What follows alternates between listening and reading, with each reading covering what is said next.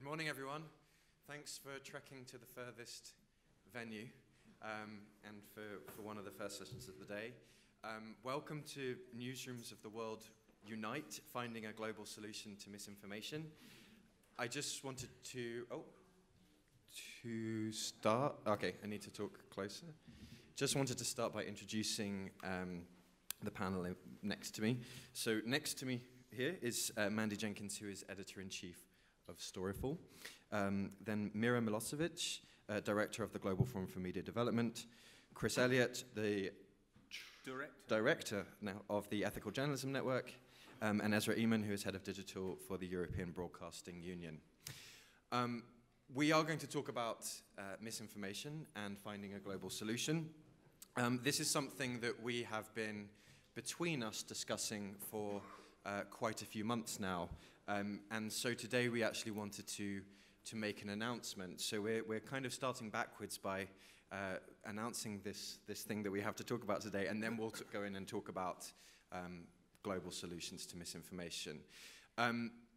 This first started a few months ago when I got very frustrated at a few conferences, people talking about fake news, a lot of money going to US-only institutions to tackle misinformation, and also attending some inspiring sessions at newsrooms in different places who have been fighting misinformation for decades, not just 18 months.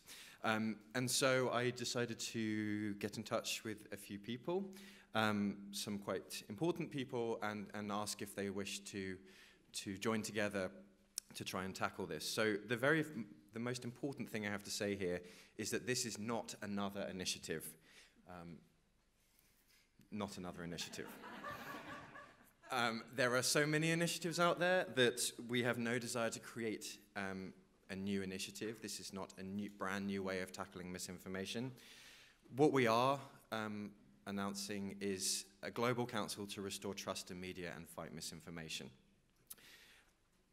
And this council is founded by all of the organizations represented up here, plus the Global Editors Network and One IFRA. And I think we definitely have someone from the Global Editors Network in the room, and hopefully someone from One IFRA as well. So, what is the mission of this non-initiative, but of this council? Quite simply, it's to restore trust in media and fight misinformation, so quite a clear and simple, hopefully easy to achieve goal. But in reality, it's not so easy because there have been so many different efforts across the world in order to tackle this.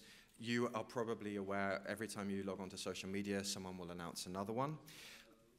One of the really real differences between the way that these initiatives have emerged is to do with funding models. So I'm not bashing the US, but they have been very fortunate in having a lot of foundations which support innovation, especially in the fight against misinformation. Whereas elsewhere, we've been getting on with it. There is no specific money for creating new initiatives. We've had to build it into workflows, into new hires, into creative thinking. So there are a lot of people doing these things, and what we are trying to do with this council is to make sure that everyone is connected, that all of the initiatives are connected, and that everyone knows what they are doing. So we have 4 pillars. It wouldn't be a non-initiative if there weren't pillars. And so we've decided on 4 pillars. And the first pillar is to create a repository for all of the initiatives out there and all of the best practice and funding opportunities that might exist to tackle misinformation. We are very aware that duplication is a huge problem, and during our discussions around the framing of this, many people were saying, well, there are so many things, but I don't know what's going on. And actually, we were duplicating the work that someone else was doing. If we'd have known that, we could have perhaps worked together. So we will be working together to create a repository that lists all of these initiatives, funding opportunities, guides, associations, anyone who is involved in this effort. And I've got an example of what this looks like. So this is a proof of concept that we have put up on the website, which I will share with you in a moment. But the idea is that we will start collecting information from everyone that we can through our respective networks for each respective organization and directly through the site in order to map as many of these as possible and make that information available to as many people as possible. We're also, so this is what it looks like there are lots of collaborations and coalitions. The Trust Project is one. The Journalism Trust Initiative is another. We want you to see all of them side by side. So there are two ways that people can submit their initiatives. I'm sure some of you have got some that you would like to see included pretty quickly. You can directly submit it through the website that we've created, but you can also communicate directly with a founding member if you have an affiliation with them, and that is available to do through the site. We'll also be sharing more information in coming weeks as to how you can share what you're working on. Getting 6 organizations together to agree on a single goal has been quite an interesting experience. And I'm glad we got there. But we're now very much still in the framing period of this. So we are looking at our long-term strategy for hosting, curating, vetting, submitting and disseminating the information through something like a repository. We have also had some discussions between us about how much there is a strong desire to get as much of this information out there as possible and make it be public. But actually, when it comes to funding opportunities or people wanting to share that kind of sensitive information in order to consolidate budgets or work out how they can get more out of what they've got, we understand that sometimes that there might be a need to communicate a little bit more discreetly. So we just need to find out that balance to share as much as possible, but at the same time allow for real change. And we're also meeting this week to try and map out the further development stages. The second pillar is about really creating, we've got 6 organizations here who have between them hundreds of publishers and broadcasters, and we want to try and connect all of those organizations, all of the organizations that they represent, to as many of the funding initiatives, projects as possible. So we'll be trying to do a little bit of matchmaking when we start to analyze this. We'll be doing that centrally, but also as individuals, because we'll all have access to this repository. So the idea is to connect individuals, organizations, and initiatives across as wide a network as possible. We also think that by doing this, we will make funding, the limited amount of funding for these initiatives, go further by perhaps identifying where people may be able to team up or where people may be able to pick up where others leave off once they reach the end of their project, so that we're constantly moving forward. An example of this, oh, that's very fast, but that wasn't supposed to be so fast. That's terrifying. But these three initiatives have a lot of similarities. They all know each other exist because they are big players in this game. What we want to do is find similar initiatives and make sure that that they know what they are doing. And by analyzing the data in the repository as it comes into us, we should hopefully be able to make those connections. The third pillar is to really club together to work out how we might best innovate on this. I am sure many of you're going to be going to many sessions where we talk about misinformation, where we try and identify it, where we try and determine what fake news is. What we want to do is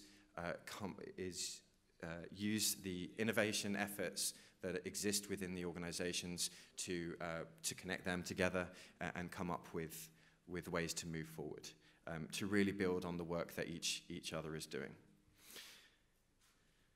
And then finally, before I ask each member to kind of explain about their organization and their approaches to misinformation and the need to tackle it globally, the final pillar is really to perhaps allow a group like this to speak more, to set some kind of agenda for the way that we speak about this topic.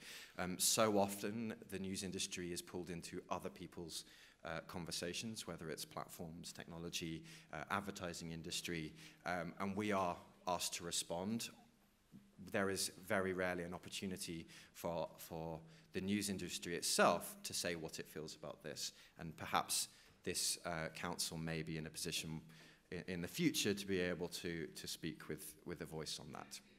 So I want to dive into why, some case studies as to why we did this. But if you want to find out more, all of the information that I've just spoken about is on the website for this council, globalmiss.info. And I'm going to hand over to Chris, who's going to talk about the Ethical Journalism Network. It's on, just speak quite closely. Yeah. Okay. Yeah, I'm already suffering from slide envy. I'm afraid I won't have any of those things going around like that. So I already feel a little bit out of place. I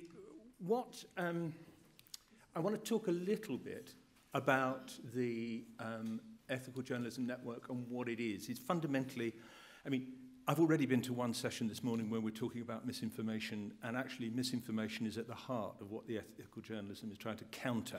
It's what it's trying to do in its work around the world. It's a group of professional journalists from around the world who hope to promote ethics, good governance, and good journalism. And we try to do this in a fairly practical way. This is our basics. This is the basic tests we use for the work that we do. We believe that journalism is about accuracy and independence and no propaganda. And of course, when we think about misinformation, I'll come very briefly to fake news later, but if you like, fake news, and we have our own definition of it, but it's only one aspect of misinformation. It's actually about propaganda as well. And in the work of the Ethical Journalism Network, where, we've got programs in the Balkans, the Middle East, Africa, and elsewhere, we're trying to come up with practical ways that help and enable journalists not to be caught out by that kind of thing. The program of training, education, and research is given by people who are well trained, and it's there really to try and help journalists around the world and people who want to do their journalism better understand the world around them. What we've done is we've got, for instance, we've developed 5-point tests. So this is our core view of journalism, and we have things like 5-point tests for hate speech and for the coverage of migration. All of these are things which currently are things which you could put in the basket of misinformation. So we would say to people, look, when you're looking at something and you suspect it's hate speech, you should be looking at the status of the speaker, the reach of the speech, the intentions, etc. And in all of these things, we're trying to encourage journalists to engage, to think, and we hope that we're going to give them that sort of tool which enables them to think about it. Now, obviously, fake news has kind of gathered the headlines. It's one of those things where you've got a story rumbling along for ages and ages and ages, and then all of a sudden, bang, something comes up. And sort of 18 months ago, this phrase, this thing called fake news suddenly appeared. And first of all, we thought that's what President Trump was giving us. Then he told us that's what we were giving him. And the whole idea of it became really rather muddy. And so I would argue that we needed to have a point at which we start from. And our start is this, that this is the deliberate fabrication of information with the intention to deceive and to mislead others into believing falsehoods or to doubt verifiable facts. Now, I think that gives us a start, but it's only one part, as I say, of misinformation. So what we were looking at, when we were in Africa, I was in Abuja about 3 weeks ago. And we were there with colleagues, journalists from about 15 countries in West Africa, and we were looking at a whole series of programs. But one of the things that came up was the difficulties they had all faced when covering elections. And they had a massive problem with misinformation and propaganda.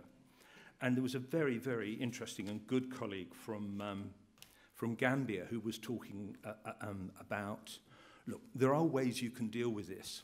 And I think one of the crucial things that Fergus was talking about earlier was the need for collaboration, for bringing people together.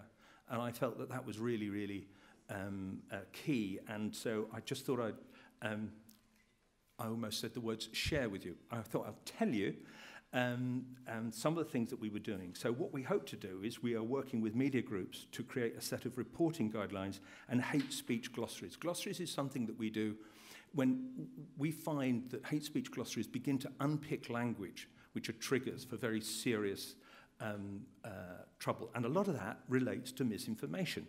Because, for instance, in the UK, we had a situation where a columnist in the largest selling national newspaper described all migrants as cockroaches. Now, clearly that's misinformation. It demeans the whole issue, which is set in international law, of refugees, and therefore I think it classically, without obviously, fulfills the argument of misinformation. So what our colleagues from West Africa found was that they see quite a lot of that in the run-up to elections. Very powerful groups who own their own newspapers using language which is clearly misinformation. So we're setting up hate speech glossaries ahead of this year's elections in Gambia, 2018, Nigeria, which is in 2019, Mali in September 2018, and Senegal in February 2019, and Togo in July 2018. And we also hope to do it elsewhere in the region. Now, we hope that these guidelines are going to be based on the lessons learnt in Gambia, Ghana and Liberia, where activities and programs to improve reporting and counter misinformation included codes of conduct for election reporting, distributed to all the journalists, made available in printed booklets, and including agreements with broadcasters about balance. And if you remember that the killings in Rwanda, I've seen a couple of research projects which suggest that up to 15 to 18% of all the deaths were blamed on the kind of broadcast that came from a couple of radio stations. That may not be news to many of you, but I think sometimes you have to keep reminding yourself of that. Obviously, we hope to bring everyone together in multi-stakeholder meetings before the elections so that we can bring journalists, security services. And it's very interesting, again, I was in Sarajevo about a month ago, and there's an EU program to bring judges and journalists together to try to understand each other's language, because at the moment in Bosnia Herzegovina, they have 173 live libel cases. And a lot of that is about language. So we also hope there's going to be effective self-regulation through media councils and others. But what we really hope is that the guidelines and the training should encourage proper scrutiny of the manifesto commitments of all parties. Proper scrutiny means cutting through the misinformation. Analyse what effect they'll have on citizens, check claims by politicians through fact-checking initiatives. And my other view is that this is not that digital, but one of the things that we could make is infinitely better access to verifiable fact-checking organisations. And I do think that's some work that can be done. And avoid only focusing on polls, personalities and controversy. So I'm going to stop at this point because I just want to talk about something where we're trying to embed best practice at the EJN. And part of that best practice is to make sure that people will have more of a sense of what misinformation is. They'll know the signs, and they'll have some of the mechanisms and the tools to spot it. Thank you, Chris. Ezra. Thank you very much. If you see me running out before 12, that's because the festival planned me somewhere else at 12. But it's not because I want to leave this council. I'm very happy that we're part of this, not initiative, but council.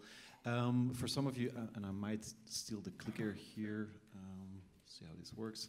So the EBU that's an acronym for the European Broadcasting Union. And if you don't know them, we're within our organization, we represent members, public broadcasters, who operate almost 2,000 televisions, radio, and online channels, reaching an audience of more than 1 billion people across Europe and beyond.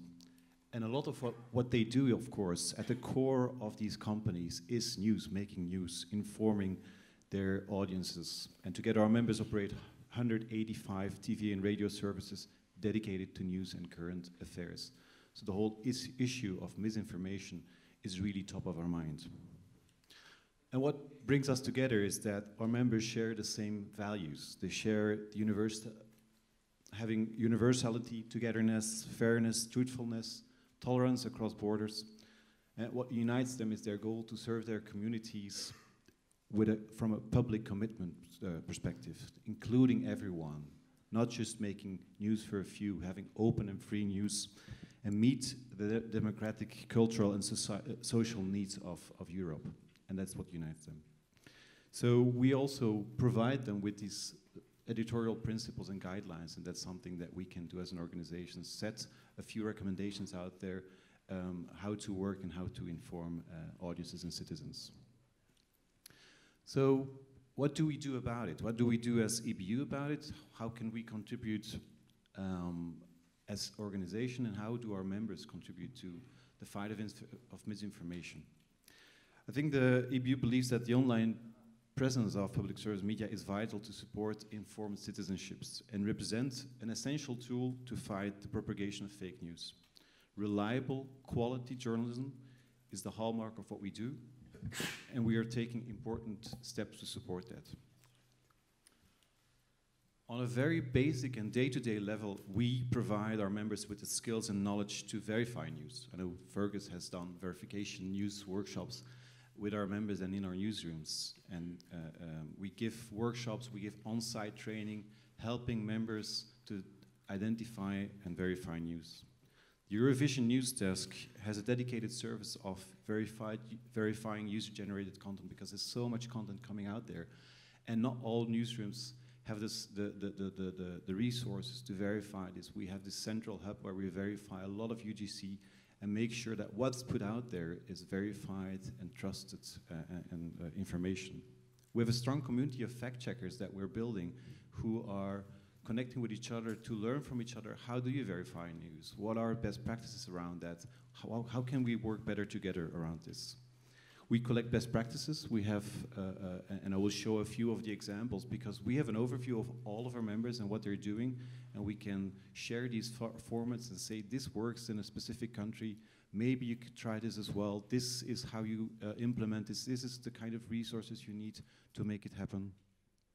But we're also involved in the policy-making progress, because it's a two-pronged approach. You can do things yourself, but you also have to weigh on the policy-making as well. And currently, the EBU is chairing the high-level group on fake news, trying to come up with recommendations for the European Commission, like how could we put things in place to combat fake news? What are the responsibilities of platforms in this?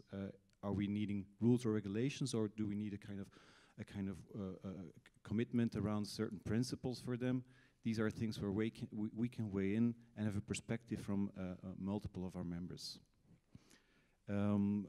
We also have joined the Journalism Trust Initiative, which is a big initiative that really tries to define the standards of trust.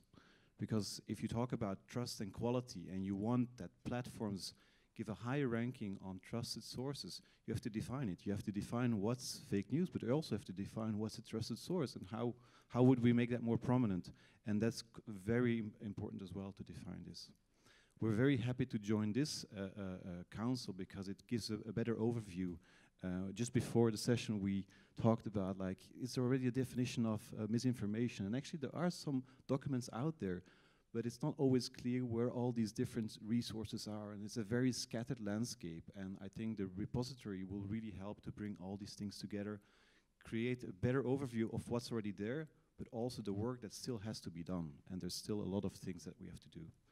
And the last thing that we do as EBU from a general perspective is trying to talk also with these GAFA players, with these platforms, ensuring that they know what we stand for, what our values are, and what we need them to do to make sure that our values also come across on their platforms.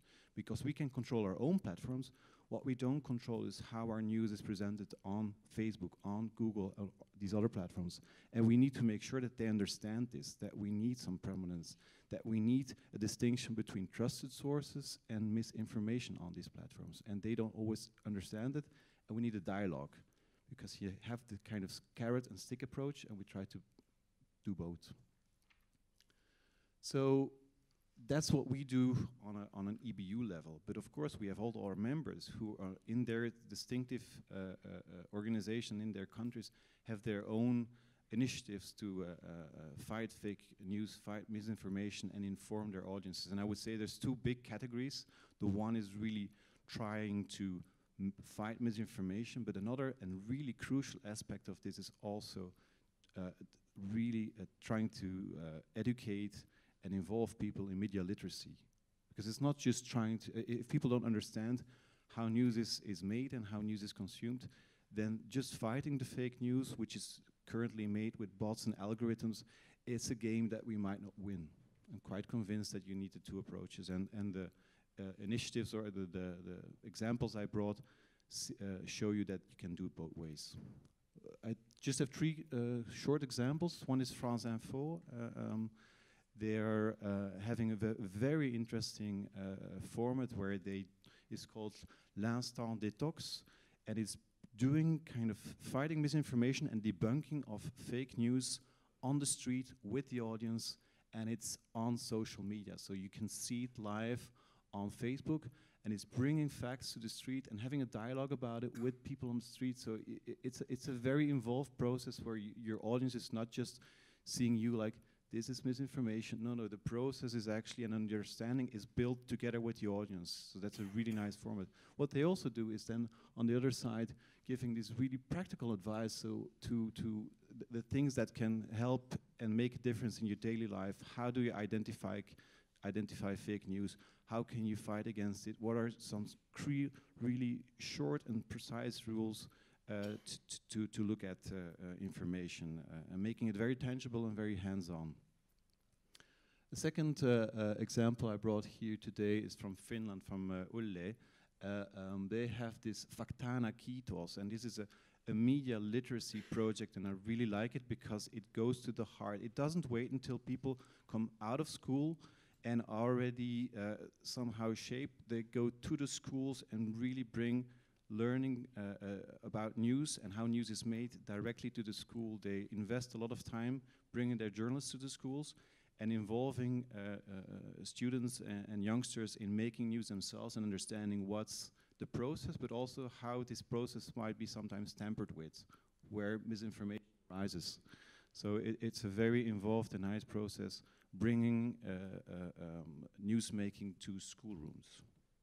And as a last example, because I don't want to only point to the usual suspects, you know, the big players like BBC or France or Germany or the Nordics, who are very advanced in this. This is from Latvia. It's a very simple but effective lie detector website where they debunk facts, statements from politicians, and they really say like how truthful they are in a very simple way. So it's not always with the big numbers, not always with the big resources. Some small things can help as well. And making that available to our members and see this is some small initiative you can take to fight misinformation that really helps to scale it across Europe. And that's why we are very involved in this council as well. Thanks, Ezra. I think we're going to turn to Mira now. Although this is already, so far I'm writing notes furiously because I think we already have other categories that for the repository, and your France 24 example is something that I haven't seen a list of kind of output structures, story structures that work and inform audiences. So we'll add that as a category as well. Thank you, Fergus. And thank you all for coming today. We're sorry we don't have more chairs. I am Mira Milosevic, Executive Director of Global Forum for Media Development, and I see a lot of our members here today.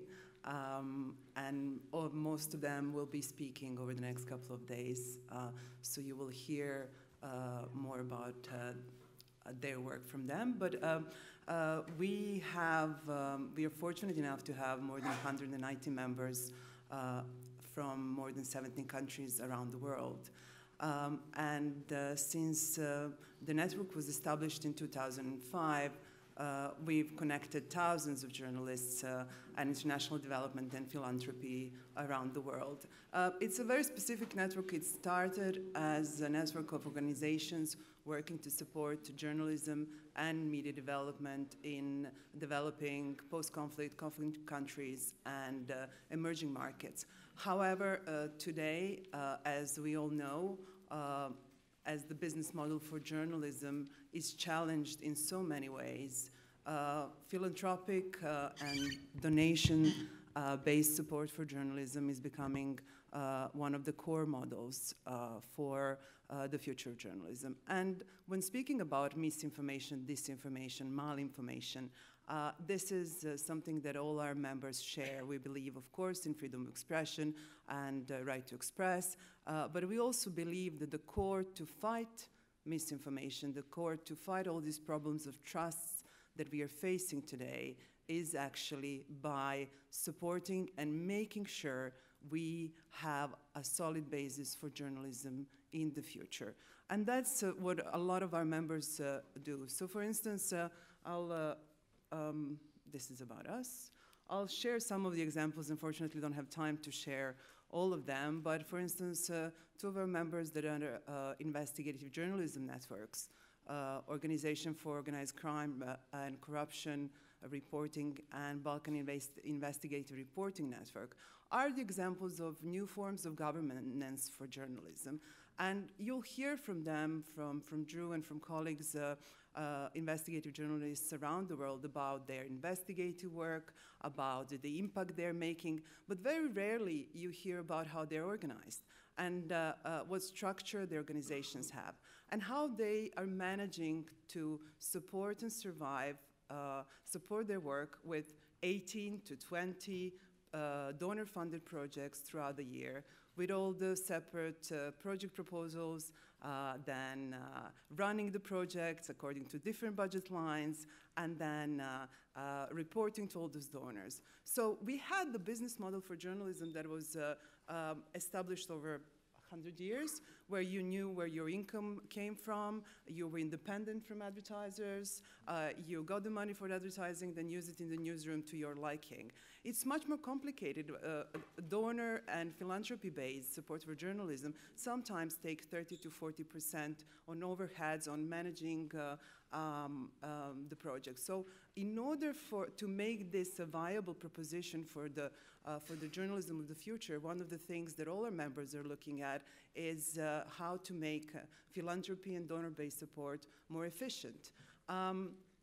So one of the things that our members are doing, for instance, in the International Center for Journalism, is looking also at how newsrooms and journalists are dealing with all these new digital challenges. And Joyce is here, and she'll be speaking in one of the sessions in the festival as well, I think today. She can tell you more about it. But interestingly enough, when we measure what a success is in terms of our content, journalistic content, what their survey has discovered is that still today, 70% of newsrooms around the world, and it's very representative, use single metrics and use very simple measure like page views and unique users.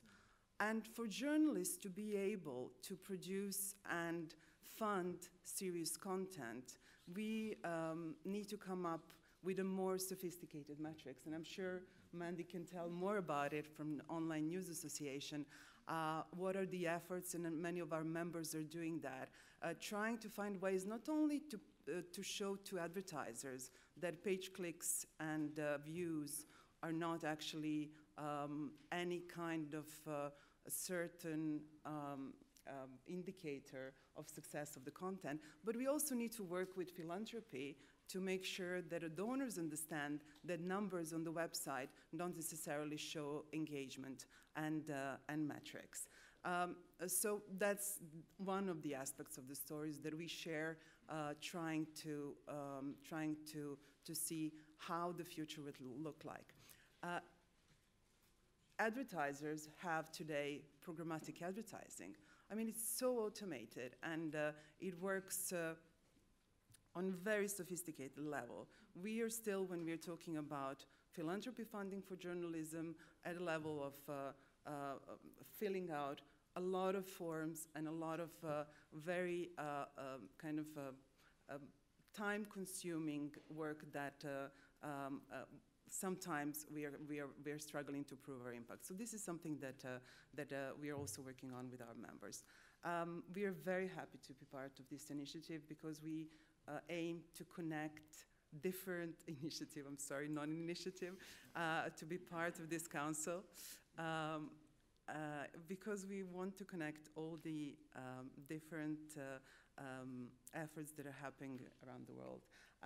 One of our members, Into News, is working with the support from Integrity News Initiative, also to address the challenges of misinformation, but also this business model for local news. And this is the group of organizations and companies that are working with them on that.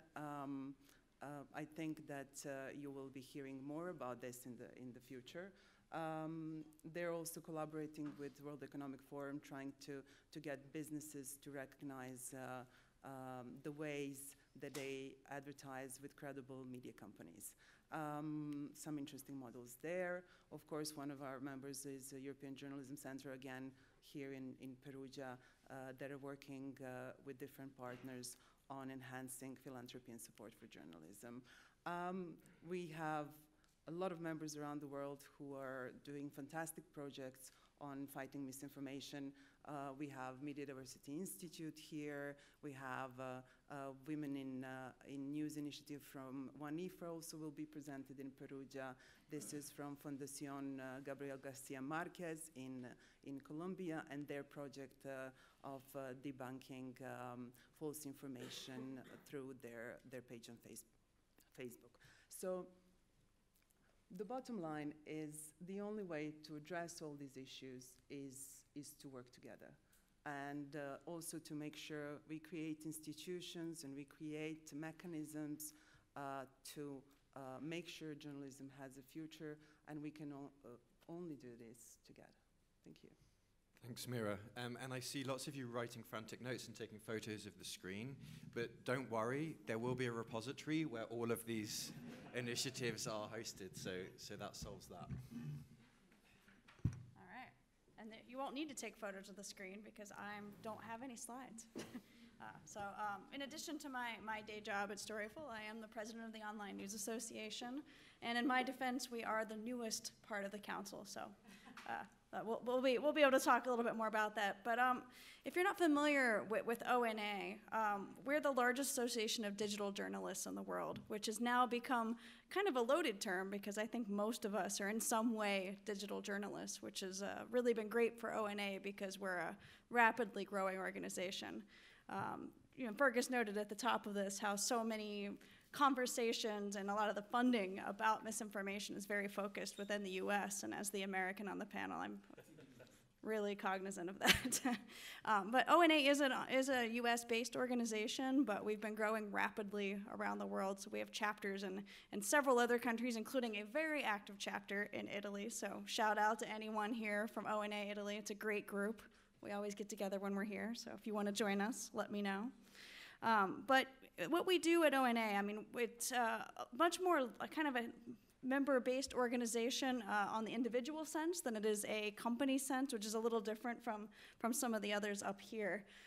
But we have more than 2,500 members around the world, and we're really a gathering point more than anything for people who are, they're journalists, they're innovators, platforms, technologists, but also, most importantly, the funders of bringing people together who have similar ideas, who want to build something, and connecting them with funding around that has been very, very much a part of ONA's mission since our inception 17 years ago. And that was back in the dark ages of digital journalism, which is now a much bigger thing. So, for us, this is very much something that makes sense because we have a pretty wide range of members, all different levels of their organizations, and they are all working towards more about the innovation and sustainability of journalism at large, not just in digital formats, but in all formats. And it's very much a part of what we're getting to here, where we want to connect our membership to the initiatives that are going on around the world. It's very easy for, especially people in the US, I'll be the first to admit, to think that fake news started and ended in just a couple of years ago in the United States. But we're very well aware, everyone up here, that the issues of misinformation have been tackled and been fought, and small victories aside, still very much a large issue in many, many parts of the world. There are organizations who have been working against this. I think of like Stop Fake in the Ukraine. It was a great inspiration for a lot of the work that I think has grown from that around the world. They've been dealing with this for years, long before anyone, including the president of my country, was talking about it on Twitter. This is very much something that we want to be sure that we're connecting our members to things that have already been tried, maybe getting into some issues that have already started up in other countries, but also being able to lend some of the support of our organization into these initiatives that are going on elsewhere. Because we do work very closely with platforms, with technologists, and again, some of the US-based funders who may not have necessarily been paying attention to a lot of the things that have been going on in other parts of the world. But for one thing, if you want to learn more about ONA, our website's easy to remember. It's journalist.org. It was a great URL by 15 years ago, back before anyone was thinking about that sort of thing. And just to know a little bit more about us and how we've gotten involved in this, I mentioned the localized chapters around the world. We're definitely setting up a few of those here. We were just talking about trying to expand a few while we're here in Perugia. We're doing a great deal of training and knowledge sharing, both at the local level, but also at our international conference. If you guys happen to be in the United States in September, the ONA conference every year is a magnificent gathering point of everyone who's doing something really innovative and interesting in journalism. I highly recommend coming. It's a great time. It'll be in Austin, Texas in the beginning of September. But also just making sure that, if you want to talk to me a little bit about what we're doing, how you might want to get involved, I'm happy to do so. I'm easy to find. I will be right here after this session. But one of the ways that we've gotten involved in this in recent years, as an organization, ONA is not necessarily out there doing a lot of these initiatives because we are kind of a collection of members more so than we're going to be undertaking some of these efforts ourselves. But something that Fergus and I were both involved in a couple of years ago, which is kind of a symbol of being a part of this, was developing a social news gathering ethics code that was put together through a collection of people who are working in that field. It was us at Storyful, Fergus, Eric Carvin, who was at the AP and is also on the ONA board with me. Lots of us came together to work on essentially setting out some ground rules for how news organizations should be approaching social news gathering with an approach specifically focused on transparency and verification. And that sort of effort of putting out those resources for newsrooms to then take in and use their own ethics codes to be built into that is very much an example of how ONA wants to be able to be a part of global non-initiatives such as this. We don't want to be the ones that are out there building, but again, connecting people who are already building. So it's very much right at the heart of what we're trying to do too. Thanks, Mandy. Before I throw it open to the audience, I just wanted to come to you with some questions, but also I wanted to say that we have 4 of the organizations represented here. There are 2 other organizations who are in the room, which is the Global Editors Network and One IFRA. They are also a part of this. So those of you who came in at the beginning, after the beginning, wouldn't have heard, but they are also on this this council. I wanted something I think that Ezra said that was really interesting was identifying, by mapping everything out, we're able to identify the gaps in the fight against misinformation, or even the regions where there are gaps. And I just wanted to get the opinion of the panel. And are there any clear gaps that you have identified, or any clear regions that you've identified where efforts need to improve quite quickly, or that we should look to kind of reach out to quite quickly? I can definitely speak to that for one thing to start, that I know, especially for us at Storyful, but we've also seen it through ONA, that really the impacts of misinformation in Asia at large, it's massive to say Asia, but I mean it is all across Asia and really the South Pacific and APAC at large. There are so many different, I guess, governmental issues, regulatory issues, and really just the rapid development of social media and digital media happening at the same time, that I think it very much needs to be a focus of all of us to be looking at what's happening there and what we can be, again, connecting with membership there too. It's, yeah. Our experience is that it's everywhere, and that some of the smaller countries have much larger problems than what we hear from US and UK and Europe.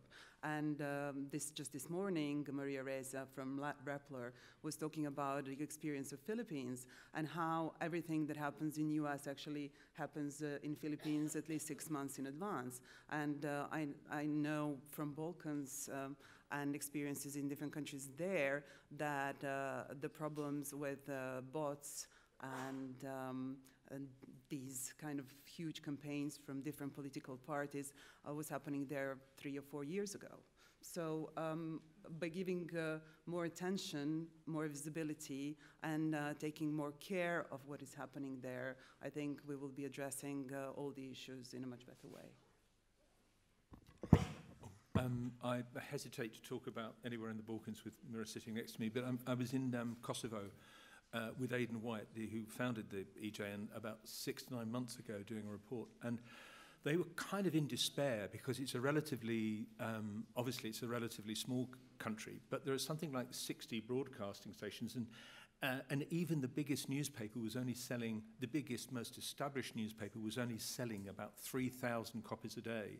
So any politician who wanted to buy a radio station bought a radio station. They weren't licensed. So the stuff that was going out there was just entirely, you know, to the purpose of promoting the particular cause of the owner. And it's that very old line, the only freedom of the press is the freedom to own one. And I think that's something we need, because it's one thing to go somewhere and tell everyone you shouldn't listen to misinformation, and they throw up their hands and they say, well, listen, you don't understand the circumstances in which we're living. You know, this is the reality of our lives. And so you've got to be very careful of going into someone else's country and saying you really shouldn't listen to that misinformation. You've got to have a greater understanding of that reality and work around that. And I think, again, and I know it's a theme in this journalism festival, but, you know, we're going to be talking about how do you support colleagues in Turkey with 150 people in jail. You wouldn't go to Turkey and start saying you really mustn't, you know, take on, I see Yavuz Baydar at the back there, but you've got to be very careful how you go about this. If you try to do it in too much of a kind of an academic finger-wagging thing, you've really got to find out how to work with the people, I think is, you know. Yeah, and I just want to add a small perspective, because I think it's on, but it's not switched on, I think. Anyway, I will talk a bit louder.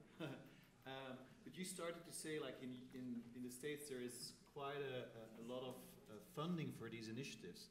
And I think yesterday I checked the Duke's Reporters Lab map. They have a really nice map. And I noticed how many of these initiatives have now become inactive. And that's really an issue of funding as well. So, and if there's areas and specific countries where these initiatives die out, it mainly has to do with a lack of funding, because you see in the strong countries there is kind of a willingness, and certainly at public service media level there are some resources to be put into that, but in some areas it's a tough thing. So I wanted to add to it. I think that's funding is a really interesting thing, and in the kind of proof of concept repository we've tried to list who has funded each initiative, and eventually maybe we can start to map that to see where the money is coming from, but not just to do that, but to be transparent and make sure that there is transparency around the funding. I want to actually ask the audience now, and I was hoping you could do one of two things. Ask a question on global misinformation to the panel, or identify a key initiative that hasn't been heard, but that should have been heard, and lessons can be learned by others from. But perhaps keep it brief. I will cut you off. So I don't know how it works with the microphone. Do we take this microphone? Oh, you got one at the back. Yep, no, that's perfect. Hi, Milica Pešić, Media Diversity Institute, London. One of the ways we deal with this in the field of diversity, we try to use different initiatives, from street theater to complaining to regulatory bodies, to complaining directly to the media. But actually I have two questions. One is from the EBU gentleman, and I suppose Mira can help with the idea, and one is for the lady from ONA. How do you deal actually with your members when they use the F news or misinformation, or what London School of Economics academic would say, he sees the difference between misinformation and propaganda? I don't see big difference. So how do you use carrot or stick? Because we can see in the case of the Balkans, Serbia, Croatia, or Hungary or Poland, that propaganda is flourishing, and inclusion you were talking about is less and less there for public media, which are supposed to be very reflective of societies they represent. And for the lady from America, I'm sure you watched Zuckerberg talking to the senators, and it was really impressive to see how two generations talk to each other. And there was a question to Zuckerberg whether he would be interested in working with senators on the issues of regulation, which is quite new in America when you compare with Europe, which is very egalitarian and lots of regulations. Do you think there is a way to really come with some regulations for the ITs, for these platforms, and how that could work in the context of First Amendment? Thank you.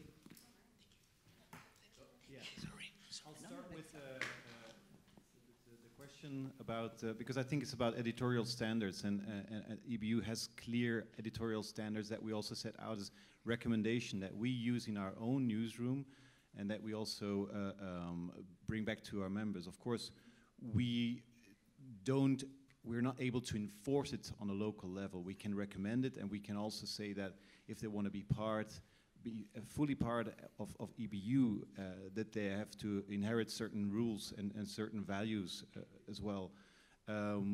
We also encourage this by doing reviews of our members, or doing peer-to-peer reviews where they're scored on their contribution to society, and we're also looking at the specific values and if they're keeping that values. But I would say that's more I don't know if it's a carrot or a stick. It's more kind of it's a kind of guidance. But we also don't. I don't believe in a kind of punishing system on that regard. Oh, go ahead. We are a membership organization of mostly nonprofits, so our members work with media and journalists, and they all subscribe to our. Lan Williams is here, and he was working on our mission and values, and correct me if I'm wrong, but they all subscribe to our mission and values, which are opposite from misinformation and disinformation. So I think that's the way. Of course, it's not a perfect system. You will always have something creeping up, but there's no sanction. To that end, would say to that question, you know, at least at ONA, we don't regulate at all what our members do and what they publish, though thankfully a lot of them being very digital, the kind of the marketplace and the community somewhat shames people into keeping a bit in line on that front. But as to the question about, you know, what's going on in the United States and the conversation about the roles of the platforms, I think anyone who saw or read about any of the Zuckerberg's conversations with Congress definitely saw that the US government does not use social media. They don't seem to be very familiar with it at all, which is not entirely surprising.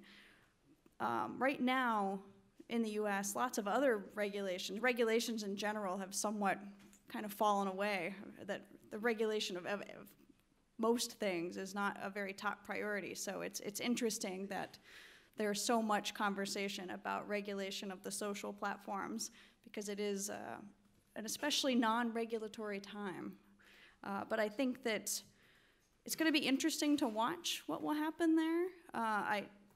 To some extent, they haven't had to ask any of the difficult questions about what the effects that's going to be on the First Amendment. I know for those of us in the industry, and especially at the Online News Association, where I've been pretty actively involved in our legal affairs in terms of watching regulations and laws and court cases as it affects the practice of digital journalism. This is also a big issue for us as an industry to keep an eye on, because a regulation of social media could very easily be a slippery slope into the regulation of publishers in ways that people probably haven't thought about. So when I am at various initiative meetings where people are talking about calling for regulation of the platforms, I'm usually that person that raises their hand and says, do you want the comments on your own newspaper website to be just as regulated as comments on Facebook? And everybody starts to immediately back up from that.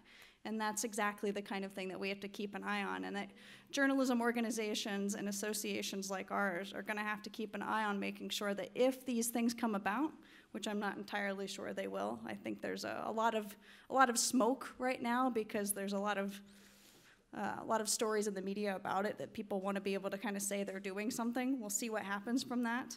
Please no one hold me to that if that doesn't happen, but I'm very used to, I guess, my government talking about things that don't necessarily happen at times.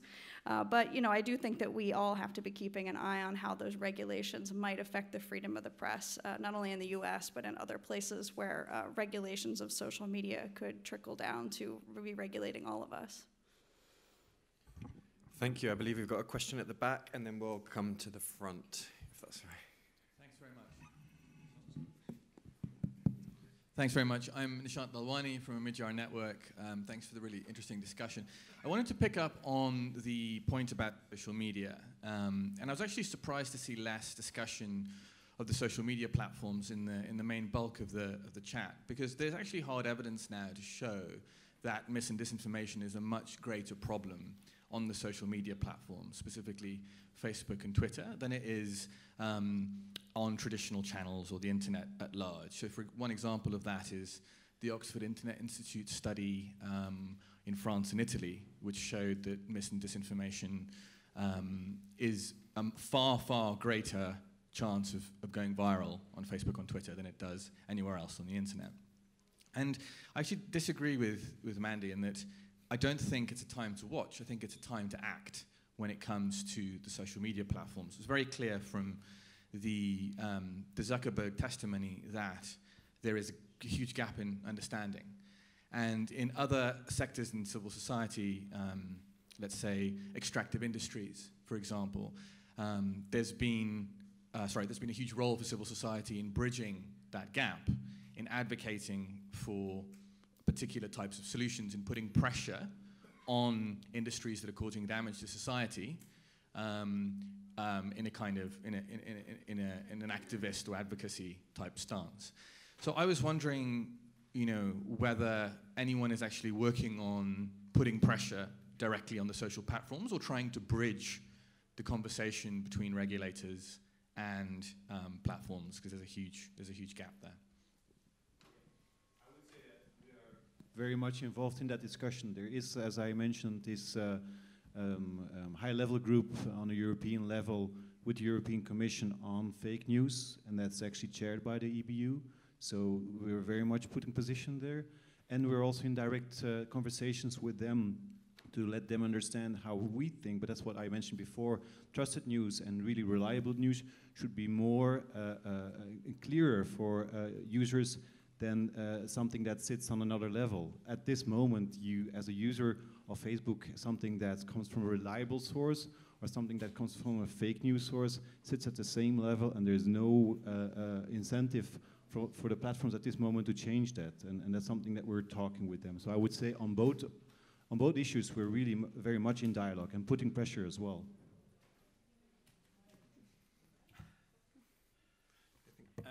Yeah, I mean, it's a difficult one. I mean, I found it really interesting at the session this morning at the Brunelfi Hotel, which is about morals in terms of the thing. So I mean, apparently he's said it before, I haven't heard Jeff Jarvis say that he was a dogmatist for openness on the web. And then two other really powerful, Indira and others, no, we must act.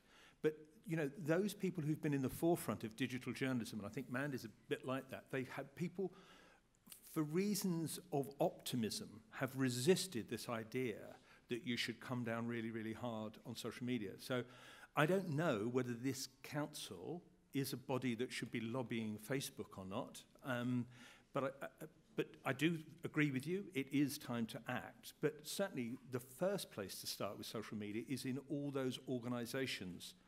It's not just Facebook and Twitter, because, you know, having been the reader's editor of The Guardian, where we were getting 60,000 comments a day, we had to deal, when we had Glenn Greenwald, we would get 5,000 or 6,000 comments under Glenn Greenwald's thing. And then you've got a cultural problem, because the Americans are a damn sight more robust about what they accept as comments below the line than certainly the Brits are, or Europeans are. So, you know, I think, yes, it should start with the organisations, but whether this council should be lobbying Facebook, I don't know. I'd be really interested in, you know, what Fergus thinks about that. It's... I would like really to ask you a question next. Please don't go. Okay. I don't want to interrupt. Sorry, then you have to ask. Why don't we ask the question now and then stack them up? Sorry for that. I'm Maria Sadowska-Komlach. I'm from Free Press Unlimited, and I run the project called Russian Language News Exchange. I have a question to EPU. It's really great that you're engaged in fake news debunking right now in all these initiatives, but among your members is Russian First Channel, Russian State TV and Radio, Azerbaijani national broadcaster, Belarusian national broadcasters. They alone spread several hours of fake news on all possible platforms per day, including suggesting to turn us into nuclear waste and that Ukrainians crucify children and so on. You know all of that. So my question is, since you kind of stepped up in this fight against fake news, would you consider excluding them from the union because they violate the standards, or any other punishing measures which you're not advocate for? Or do you think it gives you credibility to have them as full-fledged members and doing possibly peer-to-peer review of each other? Thank you. I understand the question. It's not my position to comment on specific members, but we feel there is certainly a tension among our membership. I think there's people who and members who are the best of the class, and there's members who might not always adhere to all the values and all the principles that we have. That's an internal discussion, and that's something that we have to resolve. So I understand your question, but at this point I cannot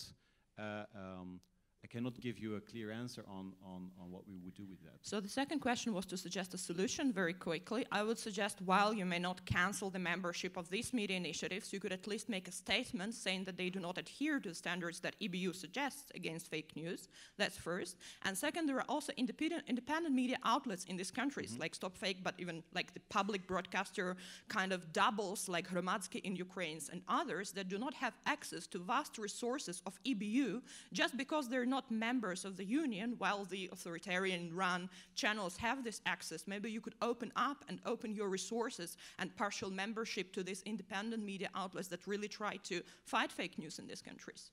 Yeah, here we're a membership of public broadcasters, so I don't think opening it up to everyone will be the solution. I think it's much more having a dialogue with those members.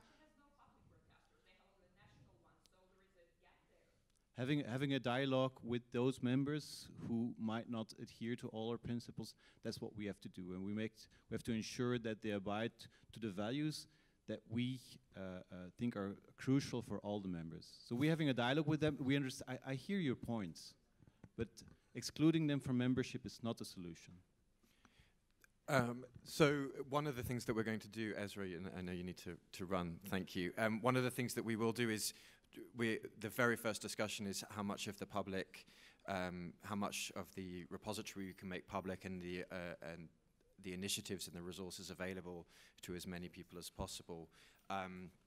But I think we've probably got time for one more brief question, and then, oh, sorry, yep. Oh, sorry, I didn't. Yeah, I think it was an important question, and it had so many layers. I tried. I don't know if it's on. Yeah, now it is. I try to avoid speaking about social platforms because a lot of sessions here are going to tackle the same subject. But in terms of civil society engagement and our work, we had a discussion with a lot of our members on similar issue related to extremist content and how it can be regulated. And a lot of our members that include Article 19, for instance, argued that we should first look at the regulation that we have, especially in Europe, and at the standards that we have developed for so many years in broadcasting sphere, in content regulation sphere, in plurality of content, diversity requirements, etc. And for the first time last year, Council of Europe has developed a draft recommendation to its member states on how they should treat intermediaries. These recommendations are yet to be adopted, but for the first time, they have defined intermediaries not as whole entities responsible for different activities, but recommended to member states to regulate their activities in relation to separate levels of layers of what they do. I'm not explaining it well. So basically, Facebook would be responsible, the same as any other media outlet, for editorial functions that they perform, similarly to any other media outlet in that country.